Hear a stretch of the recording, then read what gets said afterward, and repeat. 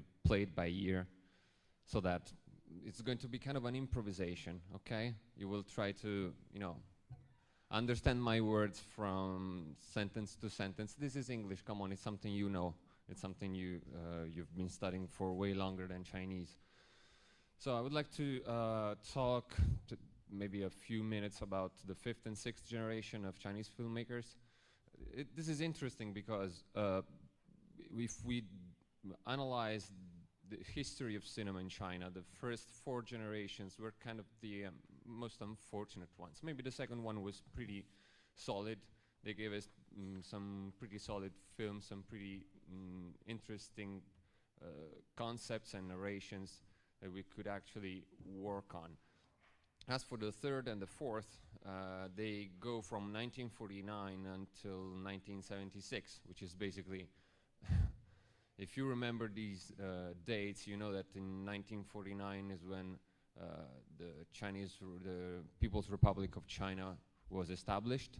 So the beginning of Mao Zedong's era, and 1976 is the year in which Mao died. So you can easily understand what kind of cinema that was. It was more propaganda than anything, and artistically speaking, there's virtually nothing interesting about it. When we take the fifth generation and the 6th as well, we need to take into account the historic background, what China was at that time. And you have to understand that Chinese history and Western history as well works like a system of accelerating returns, which basically means that every new thing, every new kind of technology, every new form of art is quicker and quicker and quicker, and it sets foot on in a specific form of art in a very, very, very easy way. The 5th generation was kind of unfortunate because they were born around the 1950s, 1960s. If I think about Tian Zhuangzhuang, I think he was born in 1952. If I remember correctly, I don't know, dates are not exactly what I'm interested in. But this generation was they graduated from the National School of Cinema in 1982. And 1982 is probably about 6 years after Mao Zedong's death, and 4 years after Deng Xiaoping's series of reforms and opening of China to the West and to the outer world. So what happened, basically? Cinema switched from nationalized and at state-level fundings to a level in which these directors had to fill a void. There was nothing at all. No fundings, no production systems, no production companies, nothing. They had to start from scratch. And of course, as you can imagine, and this is true in every single country on earth except for the US, as soon as you open your borders to foreign investments, foreign products, foreign knowledge, foreign things, Hollywood, which is a giant industry, gets there and wants its share.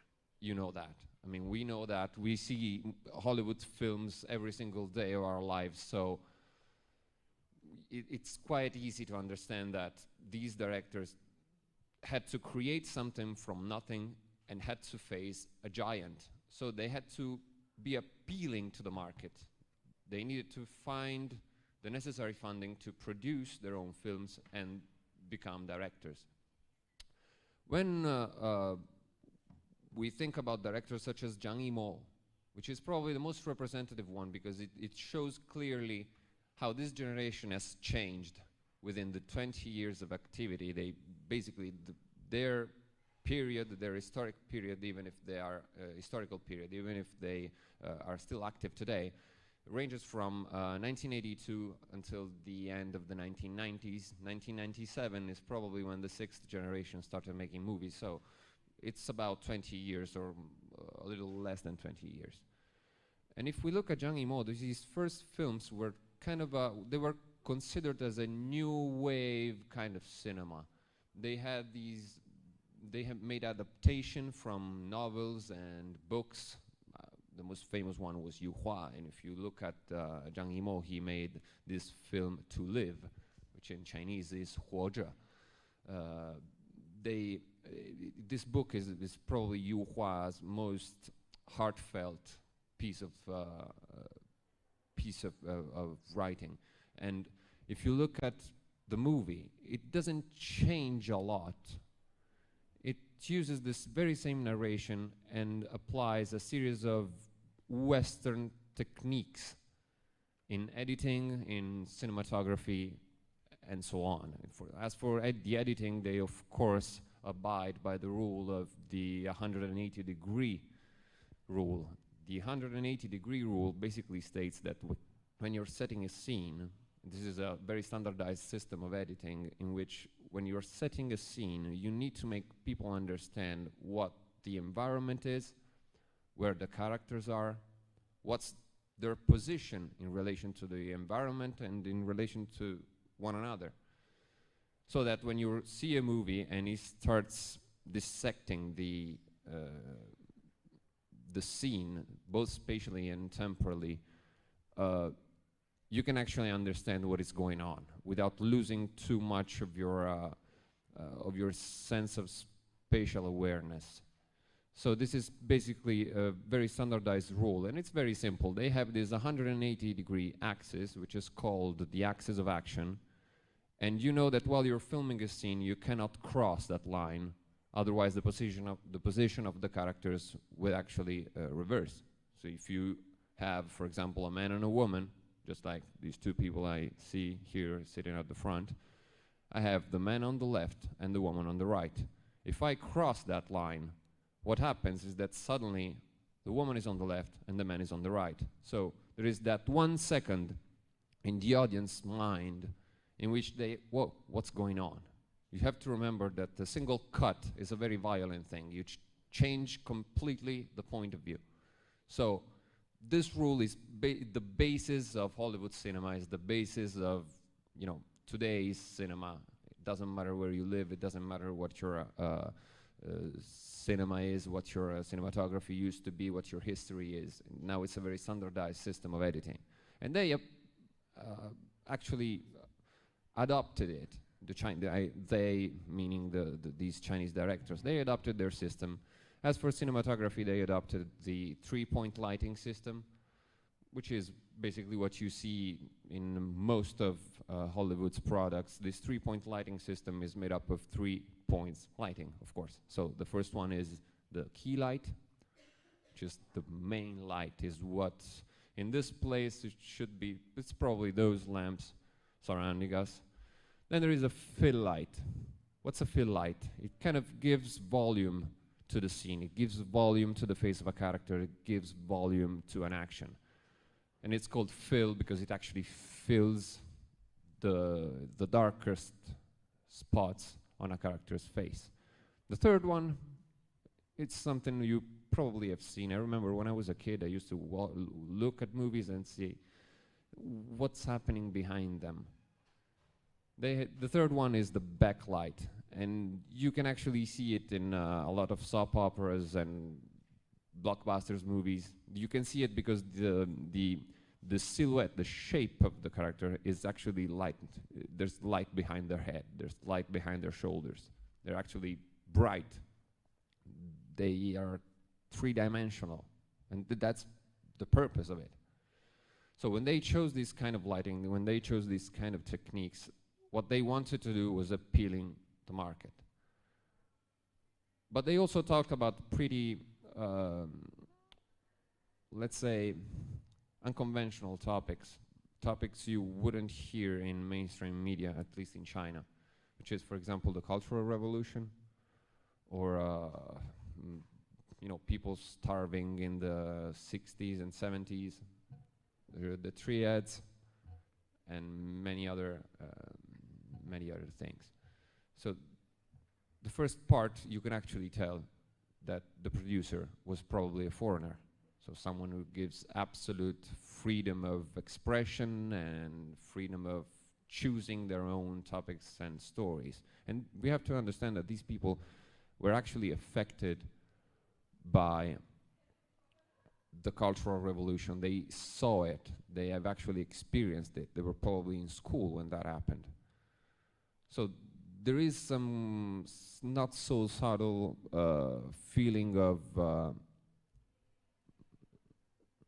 I don't know, I wouldn't define it as sadness, but it kind of is. That you can say that there is hope, but there is also sadness in their movies, and you can see that in Vivere, for example. Vivere, well, that's the translation of to live, Huoja, and another one which is pretty strong is the Red Lanterns. You know, the Zhang Yimou Red Lanterns. You can actually see it at the beginning when there is Gong Li, and there is this opening shot. It's beautiful. It's a close-up of Gong Li looking at the camera and crying. And this is a woman who is about to be sold to a richer man. And this is, it kind of gives you this feeling of something old which is now facing the future. Something that is changing within Chinese society and Chinese culture. The second part of this generation, well, let's say the late decade of this generation, is actually pretty different. They made some, in an effort to further appeal to the market, they decided to use the purest form of entertainment you can find in the Asian world, which is, for example, the wuxia, martial arts. And you can see that in Zhang Yimou's movies such as Hero, The Curse of the Golden Flower, The Tiger and the Dragon. Ang Lee made the same kind of movies. It was a genre that was born in Hong Kong in the 70s, more or less. Well, Jackie Chan, for example, is he comes from that kind of background, so you can understand how his career developed to the point that he made the same movies in the US, in Hollywood. So from that point on, you could actually tell that the producers, the fundings, came from China. That's the moment when Deng Xiaoping and his reforms actually made a difference, financially speaking. And many production companies were born during these years. And you can actually understand how the sixth generation went through something that is completely different, because they had to face this big and huge generation of worldwide, well-renowned directors and find their own space. And this is probably the thing that is the most interesting to me, because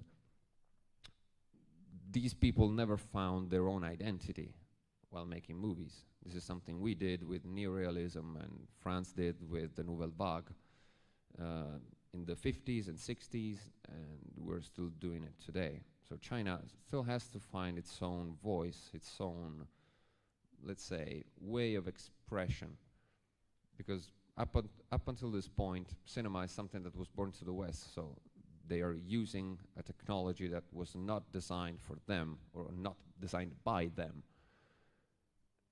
With the sixth generation, something changes. Why? Because China is changing. And so from now on, I think 从现在开始我说中文好不好?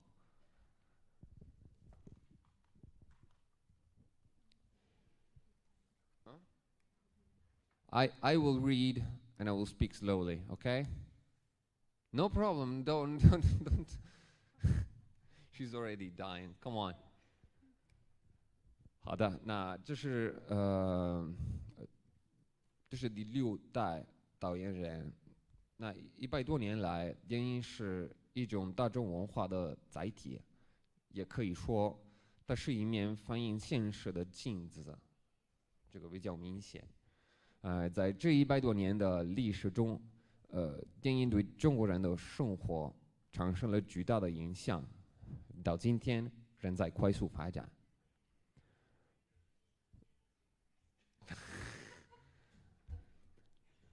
20世纪90年代初期，在对第5代电影体现现实的认识和对商业性批判的同时，新兴起的第6代年轻导演们，让中国电影发展产生了新的可能性，并掀开新的一页。这个年代采用电影的方式体现中国当代社会的一些现实情况，并用现实手法表现出对边缘人的关心和同情。